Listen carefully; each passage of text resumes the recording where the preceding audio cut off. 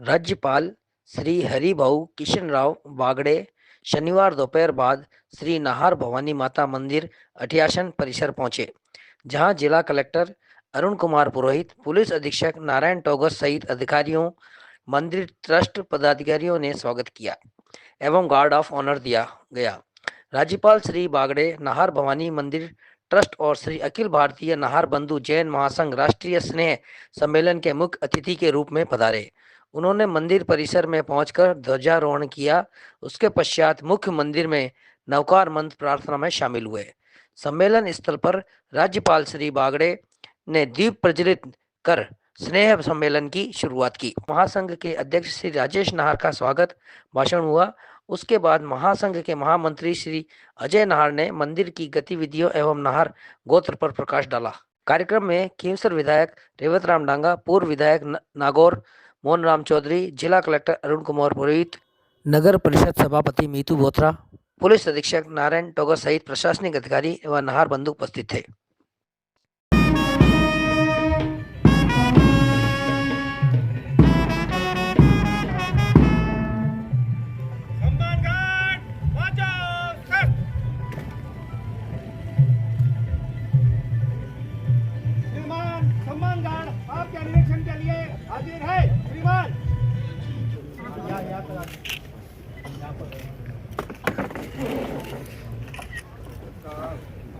नमस्कार नमस्कार नमस्कार।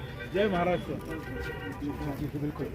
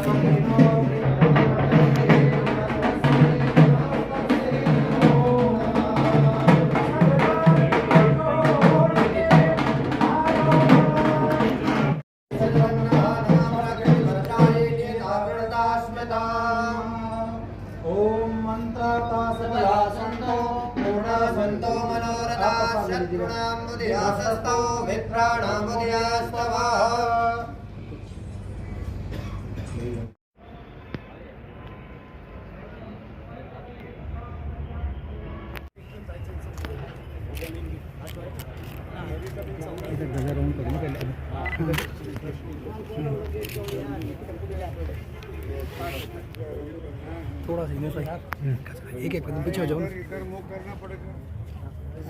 बस चलेगा सब चलेगा। बोलो नाथ की जय। जय नाम जयती शासनम। जय नाम जयती शासनम। जय नाम जयती शासनम। भारत माता की जय।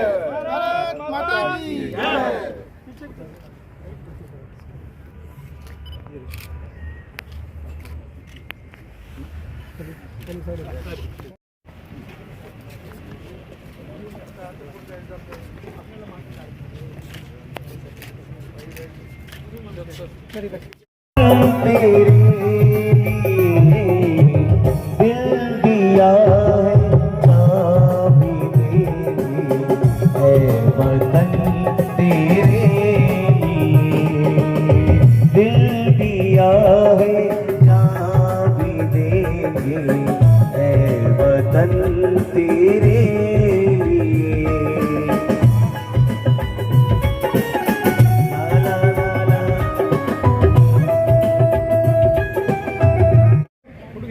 देखिए पीछे कोई खड़ा ना रहे। जो लोग पीछे खड़े हुए दिखाई दे रहे हैं वो अपनी जगह छोड़ दें, सामने आकर के बैठे। बहुत ही प्रसन्नता का विषय है हमारे बीच में श्री भवानी माता जी ट्रस्ट और अखिल भारतीय श्री नाहर बंधु जैन महासंघ के संयुक्त तत्वावधान में 2 दिवसीय भवानी माता जी के मंदिर जी के वर्षगांठ के उपलक्ष्य में और नाहर बंधुओं के राष्ट्रीय स्तर के स्नेह मिलन के अवसर पर हमारी विनंती को स्वीकार करके और हमारे राजस्थान प्रांत के यशस्वी राज्यपाल महामहिम राज्यपाल श्री हरिभाऊ किशन राव बागड़े हमारे बीच में बतौर मुख्य अतिथि के पधारे हैं। मैं चाहूंगा जोरदार तालियां बजा करके हम आपका स्वागत और अभिनंदन करते हैं। इस वक्त मैं आपको बताना चाहूंगा, महामहिम के साथ मंच के ऊपर हम जिनको देख पा रहे हैं, हमारे राष्ट्रीय अध्यक्ष आदरणीय राजेश जी पी नाहर, अखिल भारतीय नाहर भवानी माताजी ट्रस्ट के राष्ट्रीय उपाध्यक्ष एवं राष्ट्रीय महामंत्री श्री अजय जी नाहर, हमारे सुभाष जी नाहर, श्री रविंद्र जी सिद्धार्थ नाहर जी के साथ में महामहिम राज्यपाल श्री का एक बार पुनः अभिनंदन करते हैं और आप सभी से निवेदन करता हूं अपने स्थान पर खड़े हो जाएं। पहले राष्ट्रगान होगा। माता की, भारत माता की। सिद्धाणं नमो आयर्याणं नमो वज्रायाणं नमो लोहे संवसाहुणम्।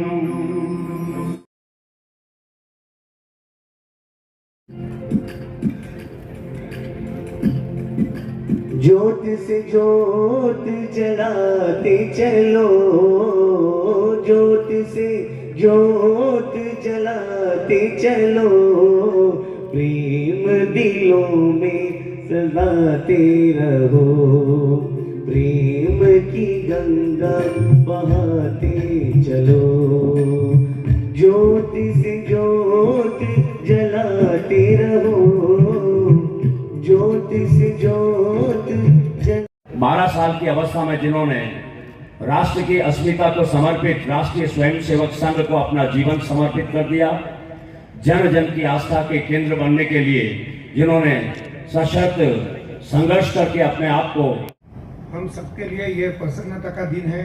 हमारे बीच राजस्थान सरकार के महामहिम राज्यपाल श्री हरिभाऊ जी बगाड़े साहब हमारे बीच उपस्थित हुए। आपने हमारा निवेदन स्वीकारते हुए हमें बहुमूल्य समय में से हमारे कार्यक्रम हेतु समय दिया, जो हमारे नाहर परिवार के लिए अतिशय हर्ष का विषय है। नाहर भवानी माताजी ट्रस्ट नागौर एवं अखिल भारतीय नाहर बंधु जैन महासंघ माँ भवानी के जी के आशीर्वाद से इस मंच पर आपका हार्दिक स्वागत और अभिनंदन करते हैं। आदरणीय महामहिम जी, नाहर भवानी माताजी ट्रस्ट एवं अखिल भारतीय नाहर बंधु जैन महासंघ के आयोजन को लेकर ट्रस्ट के हमारे उपाध्यक्ष श्री सुभाष जी नाहर इनके आग्रह किया और आपने सहज कार्यक्रम हेतु आपने स्वीकृति प्रदान की, जिसके लिए मैं आप नाहर बंधुओं को ओर से आपका हृदय से आभारी हूँ। परम आदरणीय, आपको हमारे बीच पाकर हम सब प्रसन्नता से पूरे नहीं समा रहे हैं। आपकी उपस्थिति में हम सभी नाहर बंधुओं का उत्साह दुगना कर दिया है। आपका स्नेह, आपका आशीष हम नाहर बंधुओं पर है, जो हम सबके लिए सदैव ऊर्जा का आभास कराएगा। आदरणीय महामहिम जी, आपका हम सबकी ओर से हार्दिक स्वागत अभिनंदन करते हैं। आपके साथ पधारे माननीय विधायक जी, समस्त अधिकारीगण एवं समस्त गणमान्य व्यक्तियों का भी हम हार्दिक स्वागत अभिनंदन करते हैं। आज इस आयोजन में पधारे हुए संपूर्ण भारत देश से नाहर बंधुओं का भी हम अभिनंदन और आपका सभी का स्वागत करता हूँ। जय जिनेन्द्र, जय भारत, जय भवानी माता। राष्ट्रीय अध्यक्ष मान का जो प्रतीक है साफा, केसरिया बाना कहलाता है। वीरता, त्याग और समर्पण की एक बहुत बड़ी मिसाल के रूप में हम साफा आपको पहनाने जा रहे हैं और ये गौरव जा रहा है हमारे चेन्नई से पधारे हुए उपाध्यक्ष श्री प्रवीण जी नाहर। प्रवीण जी नाहर आपका साफा पहनाकर स्वागत करेंगे और शॉल उड़ाएंगे श्री सुनील जी नाहर, पुणे से पधारे हैं, हमारे वाइस प्रेसिडेंट हैं श्री सुनील जी नाहर। ये है प्रवीण जी नाहर जो साफा पहनाकर स्वागत कर रहे हैं, हमारे उपाध्यक्ष। महामहिम राज्यपाल श्री को शॉल उड़ा रहे हैं सुनील जी नाहर और हमारे राष्ट्रीय अध्यक्ष आदरणीय डायमंड कोहिनूर श्री राजेश जी नाहर से विनती करता हूं कि वे महामहिम राज्यपाल श्री हरिभाऊ बागड़े साहब को नाहर परिवार की ओर से स्मृति चिन्ह प्रदान करें।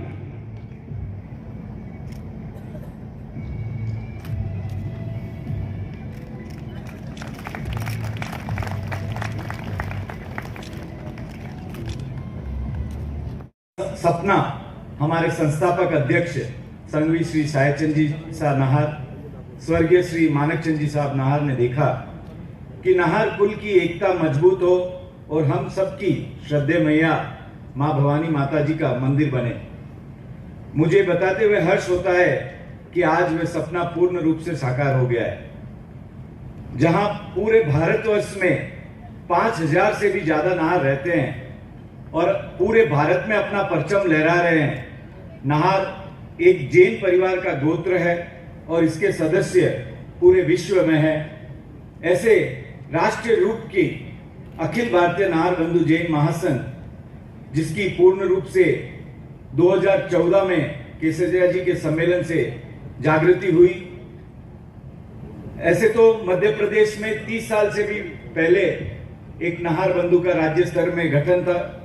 तमिलनाडु, महाराष्ट्र में 2012 से ये कारवा जो शुरू हुआ, आज पूरे भारतवर्ष में अपनी शाखाएं रखता है। आज भी यहाँ कर्नाटक से 130 लोग संघ लेकर पधारे हैं। केसरिया जी के बाद मोहनखेड़ा का सम्मेलन, उसके बाद राजस्थान के विजयनगर, तमिलनाडु, महाराष्ट्र में कई बार अखिल भारतीय नाहरों की बैठक हुई है।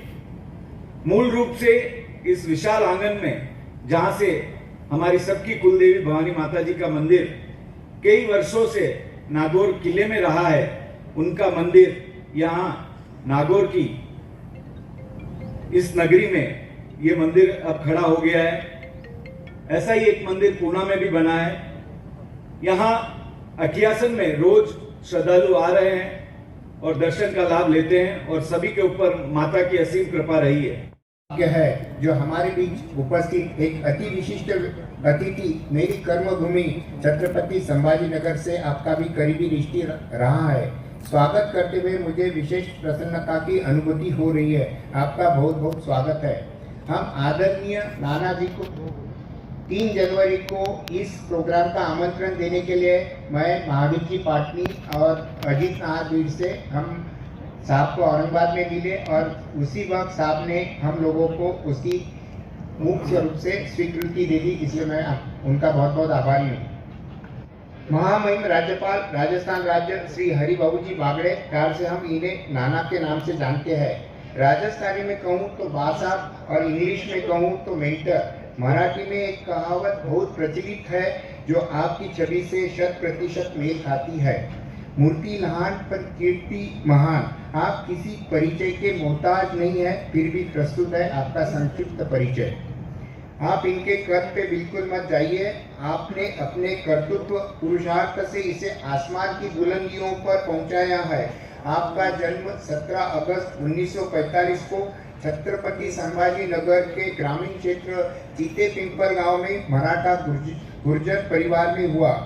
आपका बचपन राष्ट्रीय स्वयं संघ के सक्रिय स्वयं सेवक के रूप में रहा। आगे आपने भारतीय जनसंघ में रहते हुए अपने राजनीतिक करियर की नींव मजबूत करी। भारतीय जनसंघ का राजनीतिक पड़ाव भारतीय जनता पार्टी में रहकर ग्रामीण इलाकों में अपना काम इतना रहा कि आगे जाकर आपको महाराष्ट्र के प्रमुख ग्रामीण नेताओं की पहली पंक्ति में ले जाकर बिठाया। ग्रामीण इलाकों में आपकी अनगणित उपलब्धियों में कुछ प्रमुख है। सहकार क्षेत्र के माध्यम से आपने जिला उत्पादक संघ, ग्रामीण खेती तथा गैर खेती पत संस्था की स्थापना, देवगिरी नागरी सहकारी बैंक की स्थापना, सहकारी शक्कर कारखाना इत्यादि इत्यादि। आपने यह सब करते हुए इस बात पर विशेष ध्यान रखा कि इन सभी संस्थाओं में पूरी प्रामाणिकता से काम चले, जिससे समाज के निचले तबके तक इन योजनाओं का पूरा लाभ पहुंचे। 1985 में आप भाजपा से पहली बार उस वक्त का औरंगाबाद, आज का छत्रपति संभाजीनगर पूर्व से विधायक चुने गए।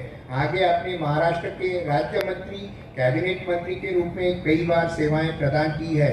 2014 में आप पहली बार महाराष्ट्र विधानसभा के अध्यक्ष के रूप में मनोनीत हुए थे।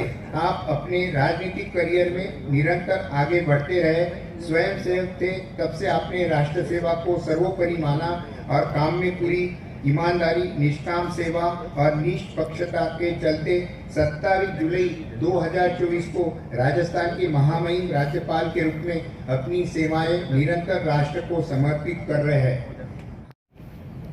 समाज रत्न का पुरस्कार आपको दिया जा रहा है। समय समय पर जैन शासन की विभिन्न प्रकार की सेवाओं के निमित्त अरुण कुमार जी नाहर ने अपनी सेवाएं प्रदान की है। इनके बाद में हृदय चिंतन नाहर दहाड़ू वाले जिम्नास्टिक के अंदर राष्ट्रीय संगठन की ओर से आयोजित स्पर्धा में स्वर्ण पदक आपने हासिल किया है। कुमार जी का स्वागत हुआ। अब बाल क्रीड़ा के होनहार खिलाड़ी जिम्नास्टिक में इंटरनेशनल अवार्ड प्राप्त करके स्वर्ण पदक प्राप्त किया है, ये हृदय चिंतन नाहर दहाड़ू निवासी महामहिम श्री इनको सम्मानित कर रहे हैं। अगला नाम श्री जी नाहर पधारे। ये जैन शासन के तपस्वी रत्न है। अभी इनका 10वां वर्षी तक चल रहा है, 20वां वर्षी तक चल रहा है। बहुत बड़ी उपलब्धि है ये।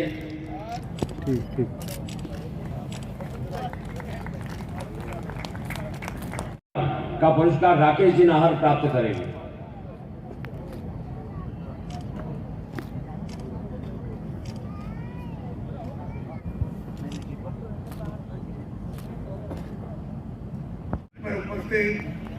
राजेश नाहर जी, सुभाष नाहर जी, अजय शाह जी, रविंद्र नाहर जी, रेवतराम जी डांगा जी, विधायक मोहन राम चौधरी जी, पूर्व विधायक, और सभी उपस्थित भाई और बहनों,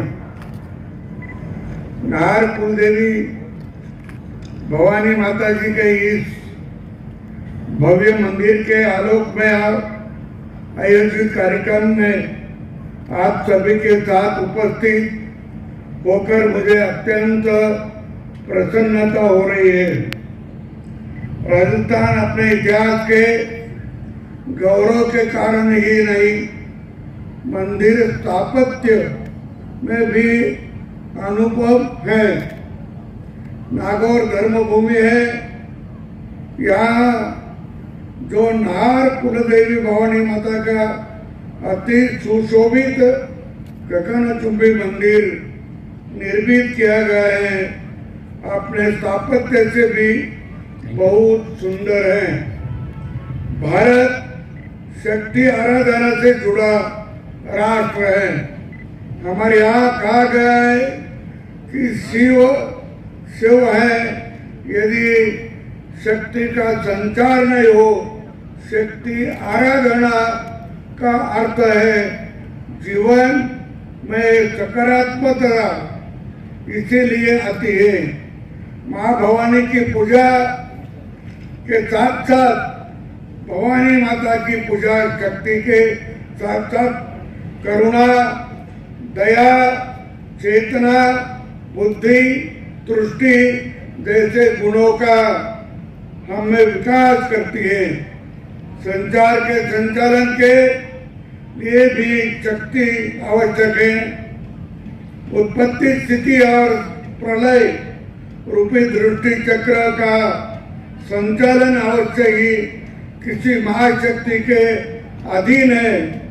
समूचे ब्रह्मांड का नियमन और संचालन करने वाली जो अदृश्य ऊर्जा है, सूर्य आदि ग्रह नक्षत्र जिसके प्रकाश पर प्रकाशित होते हैं तथा जिसकी ऊर्जा से ही सब गतिमान है, उस ऊर्जा शक्ति को ही शास्त्रों में आदि शक्ति कहा गया है।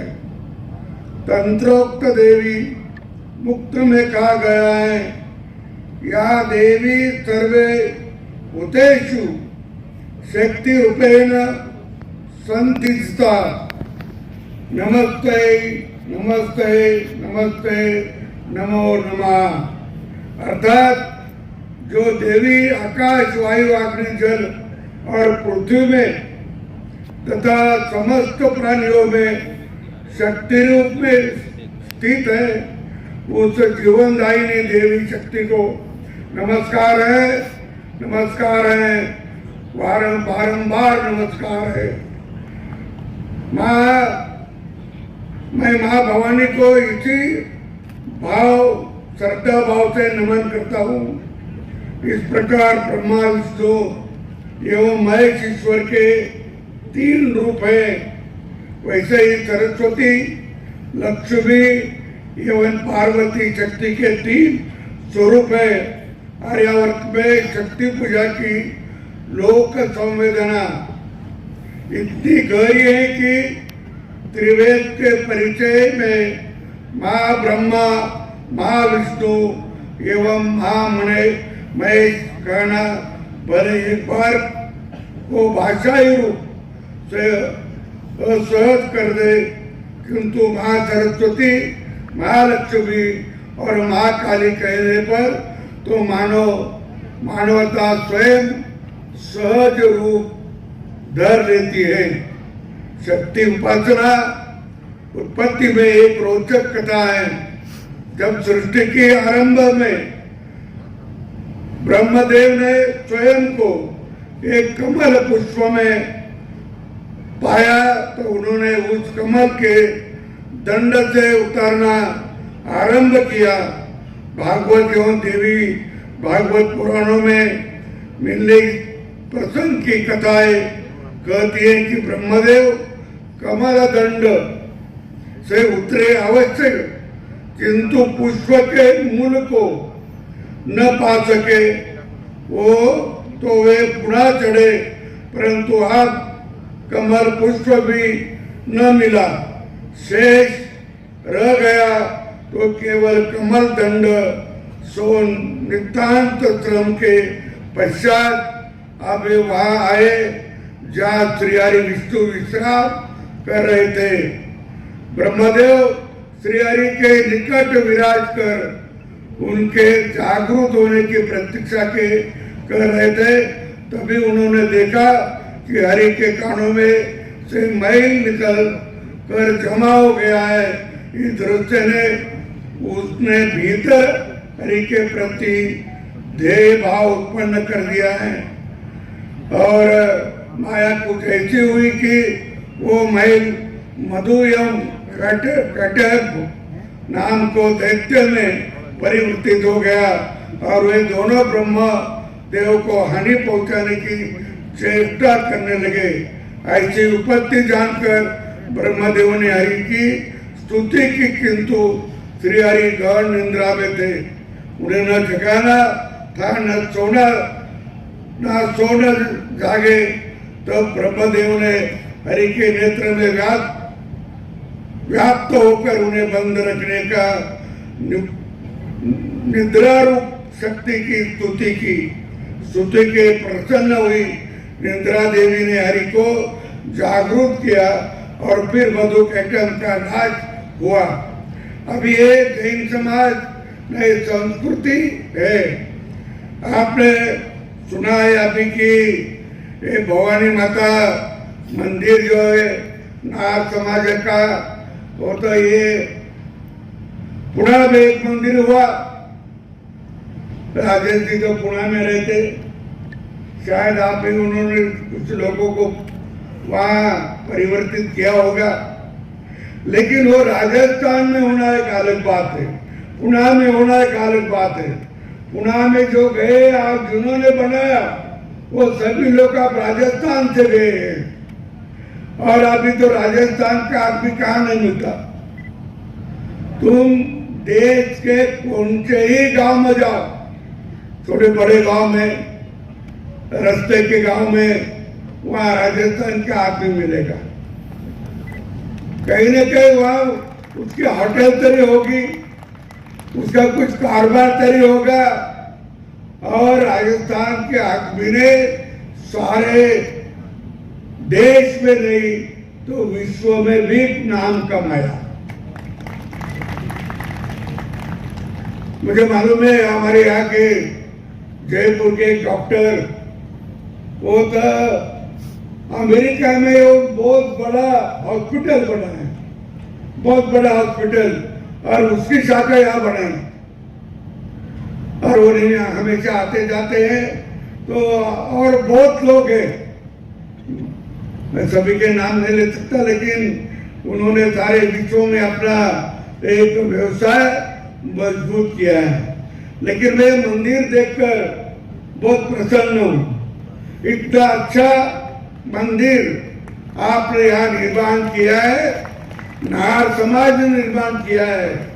मेरे ख्याल से नार समाज जहाँ से सारे विश्व में गया, देश में गया, विश्व में गया, लेकिन वो मूल के तो यही के, मूल के तो यही के।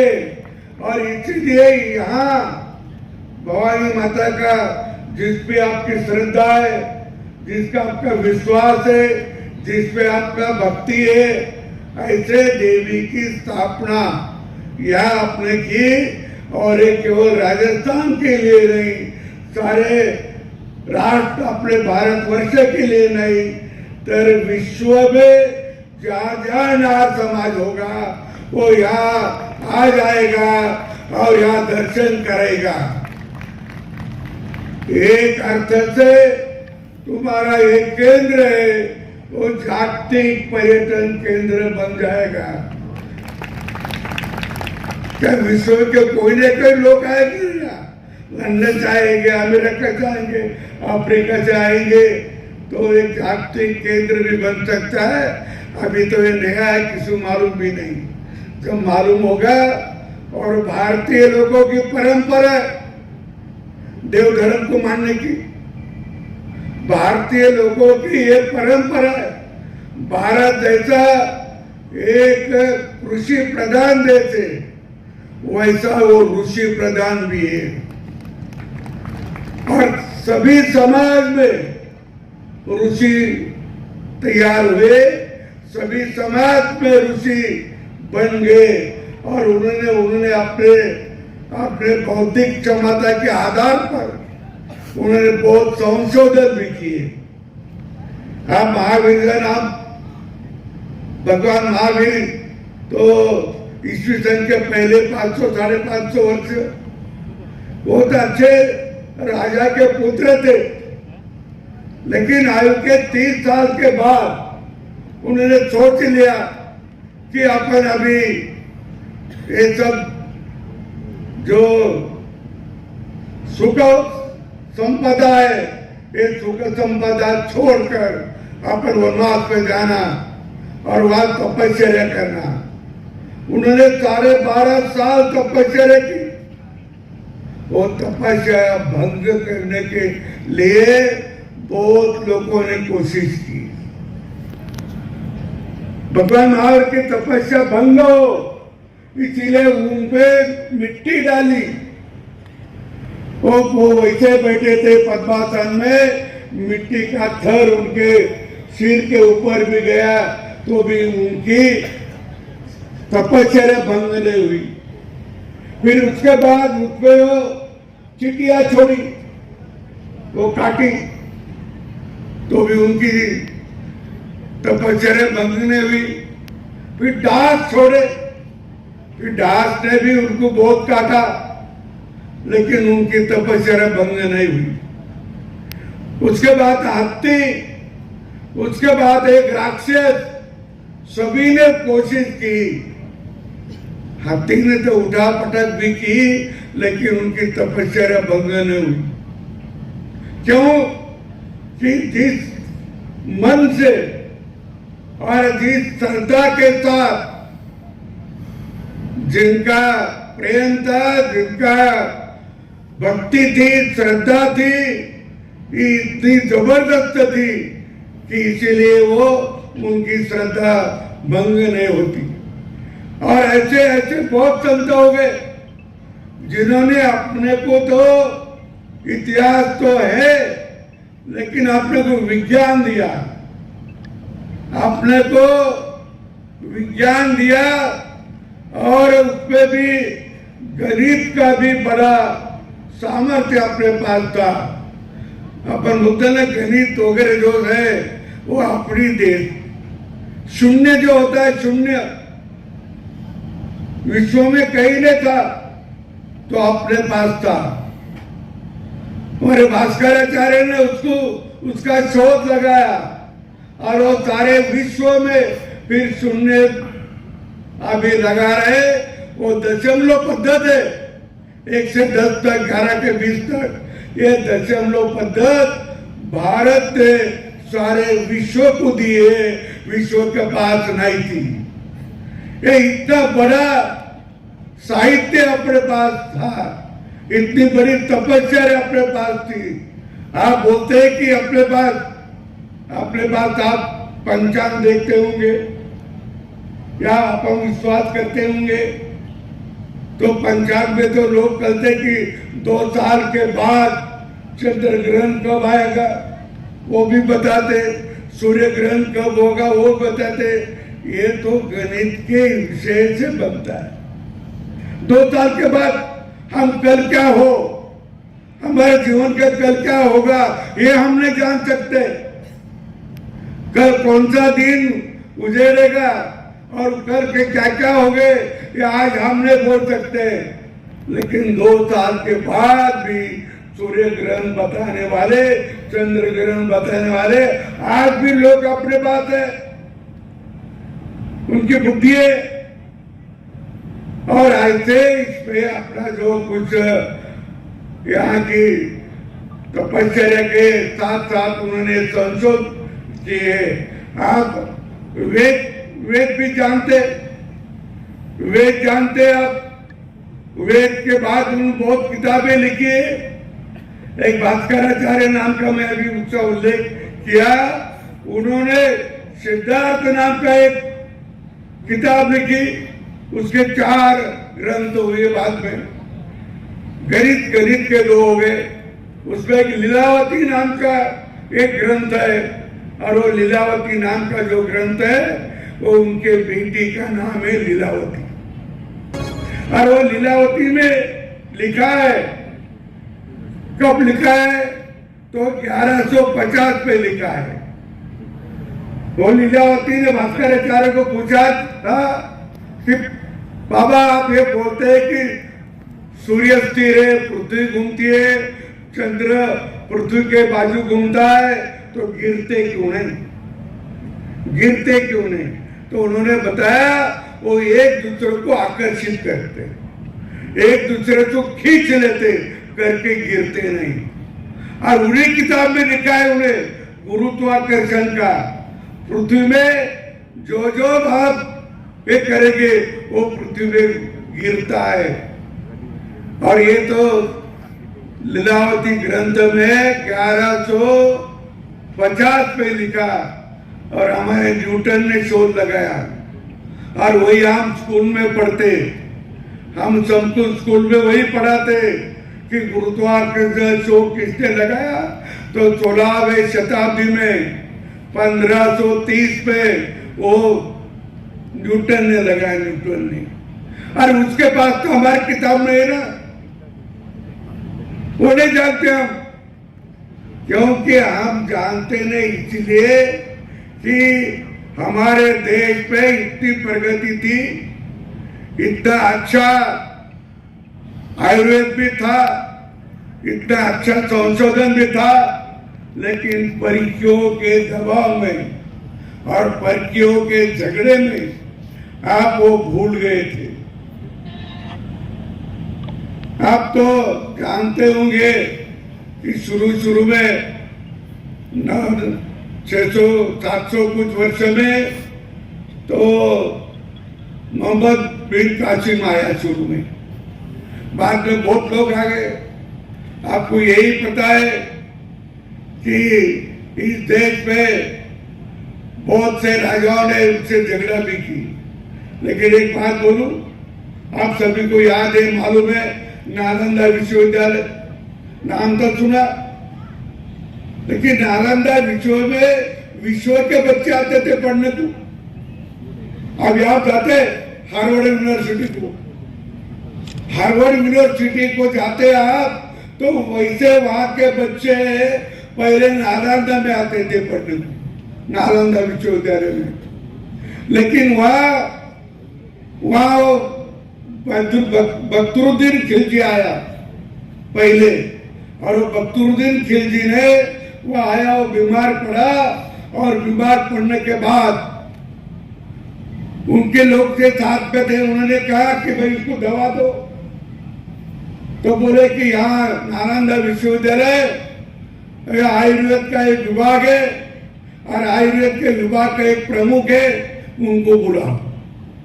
वो तो आ गए, उन्होंने देखा और देखा कि बोला मैं इनको दवा दे सकता हूं, लेकिन वो बदरुद्दीन ने कहा कि मैं काफर लोग है, एक काफरों की दवा मैं नहीं लूंगा। तो भी उनके साथ जो लोग थे खिलजी के साथ, उन्होंने आग्रह किया, वैद्यराज पूछिए आइडिया निकालो, कुछ भी सोचे और इसको दवा दो।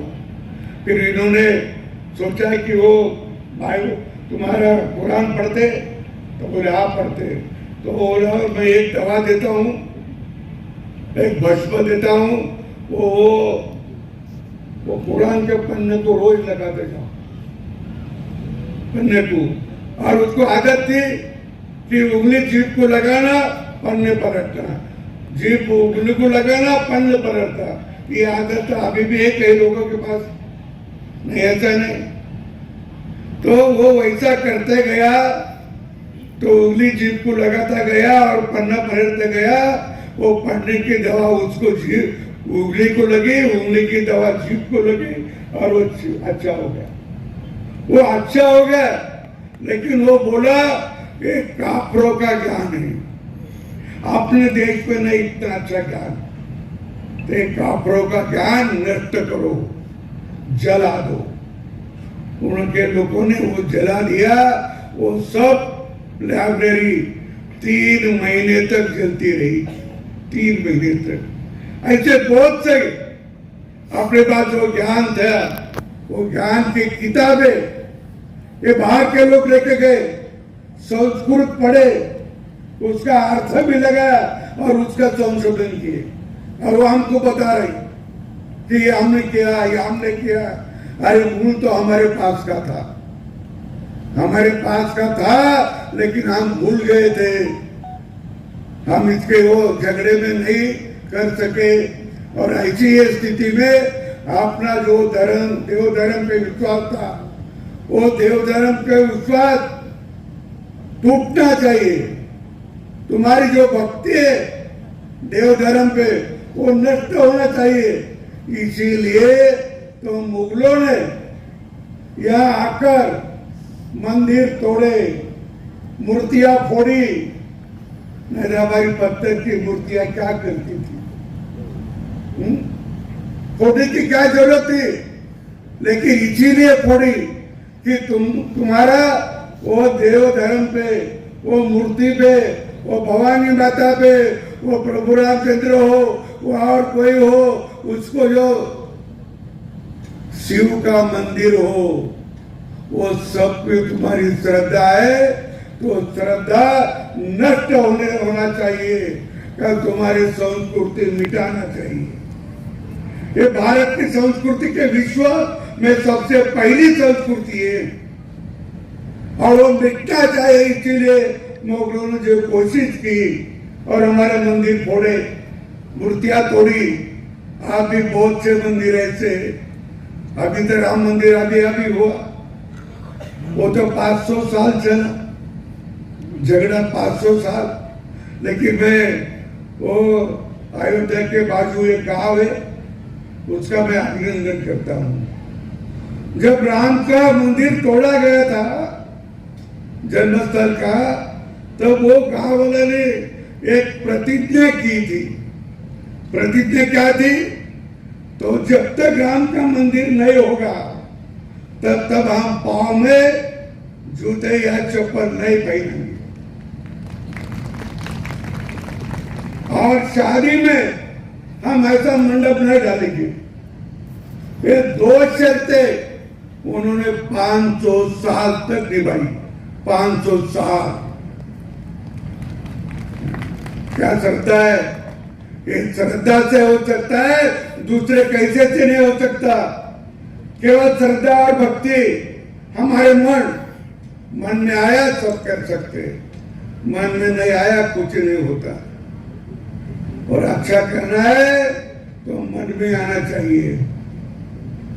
और अपना मंदिर हुआ वो कई लोगों के मन में आया करके, उनके मन में ही नहीं आता था तो ये खराब ही नहीं रहता था।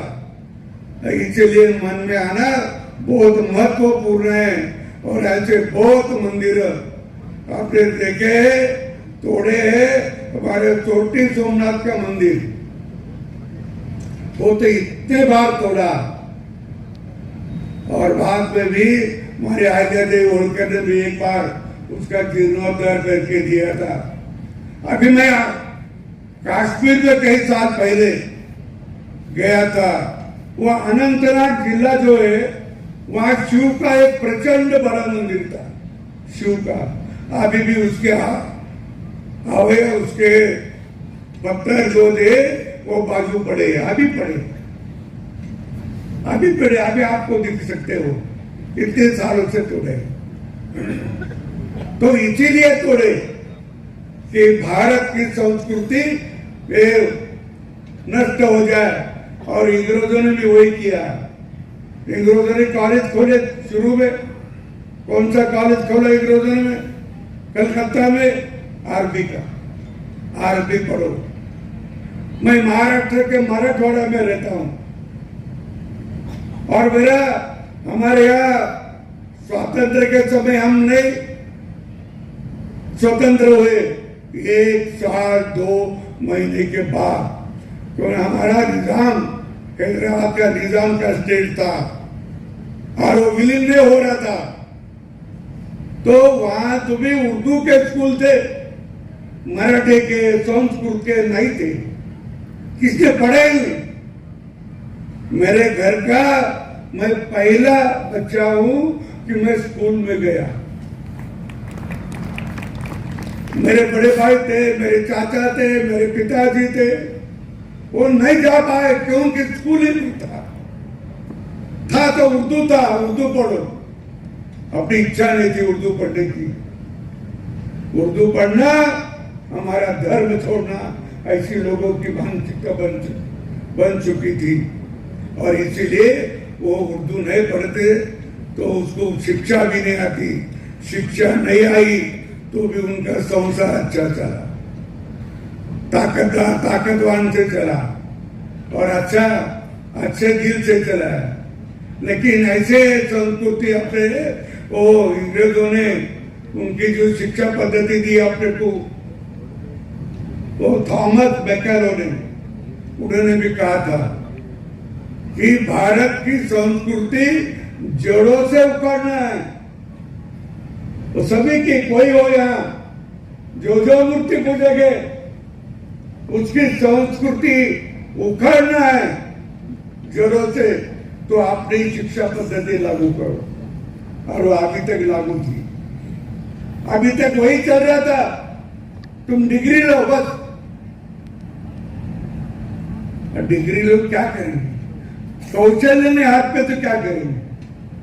अरे अभी अपने भारत सरकार ने मोदी जी के नेतृत्व में अभी शिक्षा नीति का 2020 पे जो नीति लाई, वो अपने बच्चों को अच्छा कला आना, कौशल्य पे आना, एक कौशल्य के काम की वो नीति आ गई, शिक्षा पद्धति आ गई।